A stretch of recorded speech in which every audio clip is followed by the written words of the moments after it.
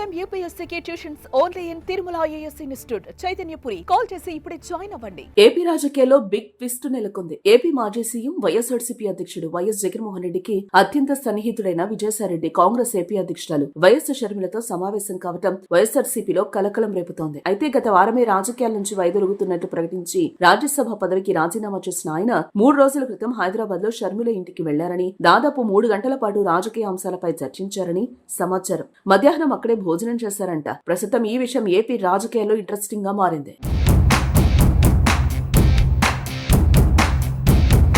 ఇక జగన్ కు ఆయన సోదరి షర్మిల మధ్య కుటుంబ రాజకీయ సంబంధాలు సార్వత్రిక ఎన్నికల ముందు నుంచి ఉప్పు నిప్పులా ఉన్నాయి. ఈ పరిస్థితుల్లో విజయసాయిరెడ్డి ఆమెను కలవడం రాజకీయ వర్గాల్లో రకరకాల చర్చకు తావిస్తోంది. విజయసాయిరెడ్డిపై అనేక సందర్భాల్లో షర్మిల ఘాటైన విమర్శలు చేశారు. వివేకానందరెడ్డి గుండెపోటుతో మృతి చెందారని విజయసాయి ప్రకటించడం పైన అభ్యంతరం తెలిపారు. రాజ్యసభ సభ్యత్వానికి విజయసాయిరెడ్డి రాజీనామా చేసినప్పుడు వివేకానందరెడ్డి హత్య కేసులో ఇప్పటికైనా నిజాలు బయటపెట్టాలని వైఎస్ షర్మిల సూచించారు. ఆయన జగన్మోహన్ రెడ్డికి అత్యంత సన్నిహితుడు.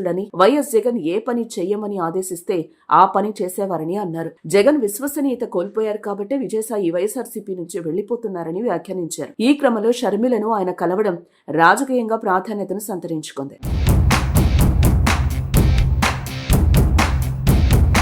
మరోపక్క షర్మిలకు రాజకీయ సలహాదారుడిగా కొనసాగాలని విజయసాయిరెడ్డి నిర్ణయించుకున్నట్లు తెలుస్తోంది. అయితే రాజకీయ సలహాదారుడికి షర్మిల వెంట విజయసాయిరెడ్డి ఉండాలని నిర్ణయం తీసుకున్నారంటే తిరిగి కాంగ్రెస్ పార్టీలో చేరబోతున్నట్లేనా అనే ప్రశ్న కూడా వినిపిస్తోంది.